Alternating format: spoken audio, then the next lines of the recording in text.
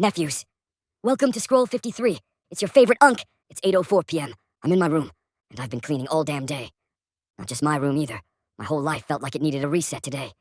And I ain't gonna lie, cleaning really does something to me. It grounds me. It centers me. It makes me feel like I'm doing something right, even if nothing else feels fully figured out yet. Sometimes that's all the momentum you need. You conquer your space, and your brain follows behind. Because I'm the type, bro. When I get lazy, I get lazy. When I get locked into something mentally, my environment suffers. Bowls stack, plates stack, clothes stack. Not because I'm dirty, but because my mind be somewhere else. I'm forgetful like that. I don't think about cleaning when I'm focused on something deeper. Then one day I look around like, yeah, we gotta handle this. So today was one of them recalibration days. Get myself together, handle what's in front of me, control what I can control. I talked to my dad today. That was cool. Every time I talk to that man, it's a real lock-in. And lately, I've been seeing him different. I'm starting to realize me and him are the same person, just expressed differently. That shit is trippy. My dad's a storyteller, a real one. He's a pastor, but not the boring kind. He's charismatic. Country, got rhythm. He'll tell you a story that got you laughing, then halfway through you realize he's teaching you something without you even noticing. That's his gift. And when I sit with that, I'm like, damn.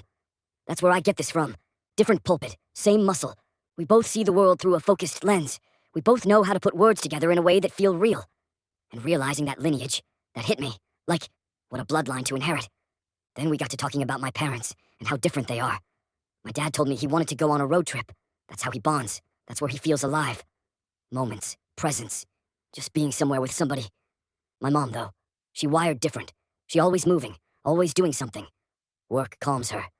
Productivity brings her peace, and that mindset gets you far in life. That's stability. That's making sure everything handled. But from my dad's perspective, that can hurt. Because sometimes what you really want isn't progress. It's time. And if your partner don't value moments the same way you do, it can feel like rejection, even when it's not. And here's the thing. My mom loves my dad deeply. That man is well kept, fed, taken care of. That's how she shows love. Acts of service, structure, stability, different love languages, same commitment. Then my dad told me this story, and this one stuck with me heavy. He said one of the best days of his life was a few months ago. Just him and my mom getting ice cream. Sitting there laughing. And at one point, he made a joke and called her out for laughing, and she said, "I've been laughing with you my whole life." That line hit his soul. And hearing my dad open up about that, I was like, yeah, you a poet too. You just express it different. And knowing I carry that same sensitivity, that same appreciation for moments, man, that meant something to me. Later on, I'm sipping this non-alcoholic beer I bought, which is funny in itself because I never thought I'd be that nigga. But it wasn't bad. Tastes like beer. No alcohol. Low calories. Got me questioning if I just like the taste of beer. Like, is that what this is? So I'm sipping it, watching football, letting the game bleed into the scroll. And speaking of football, brother Mike Vrabel headbutted one of his players and licked his own blood. That's not normal behavior. That's primal. That's the kind of masculinity that make your chest feel warm. I don't care if it's caveman behavior. Something about that makes you want to run through a wall. And the fact that that man once commanded my team, and we let him go, that shit hurts. Then I started thinking about football deeper, about the coldest quarterback I've ever seen live. Malik Willis. We played Liberty. And bro, if you've ever seen his highlights, a lot of that came from that game. That man was unreal. Torching us. And I'll be honest, Unc wasn't out there making plays. I was there long enough to see greatness up close, long enough to understand the difference. Football didn't fail me. I just didn't belong in it the way others did. That schedule?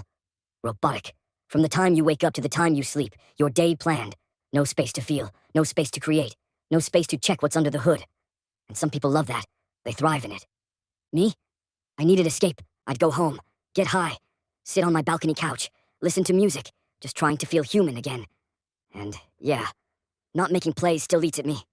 Because making a play, that's a drug. The world stops for a second and you are him.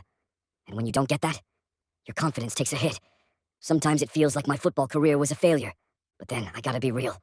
Football gave me blessings most people never touch.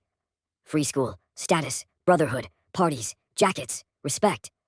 Bowl games in tropical places where the whole team was drunk for a week straight, coaches included. That shit was once in a lifetime. And now, that chapter closed. I'm a creator now, for real. This not a phase. What started as a challenge turned into a lifestyle. Now I got deadlines, scripts, scrolls, responsibility. And the crazy part, I like it. I like thinking deep. I like chasing ideas. I like when my brain lights up. And I like that y'all let me ramble about whatever and actually listen. Bro, let me tell y'all something that's actually crazy. I am 3 people away from Sasha Obama. Real life, no internet theory shit. I got a female friend in college. She got a friend. And that friend is friends with Sasha. So on any random day, I could be on FaceTime with my homegirl, just chilling, regular shit, and Sasha Obama could walk through the background like it's nothing. And the moment I realize what's going on, I'm not freezing, I'm not panicking, I'm not acting weird. I'm gonna be like, put Sasha on the phone. Simple, calm, confident. Put Sasha on the phone. Next thing you know, I'm gaming Sasha. Light work, conversation smooth, jokes landing, energy correct. Next thing you know, nephews, Sasha Obama is y'all aunt. Boom, nigga. That's crazy to think about, but that's how close life really is. You are never as far away as you think. You are literally a couple conversations away from a whole different story. One random FaceTime, one random room, one random introduction. That's why I walk how I walk. That's why I stay sharp. Because you never know when it's time to step up and say, yeah, put her on the phone. Anyways, nephew, I think that's all I got for Scroll 53. As always, keep God first. Be a real nigga. Do the right thing, and don't stop. Because once you stop, your dreams stop. If you're really part of this brotherhood, you already know what to do. Go grab a wristband. Have a good night, nephews. Unc loves you. I'll see you on Scroll 54.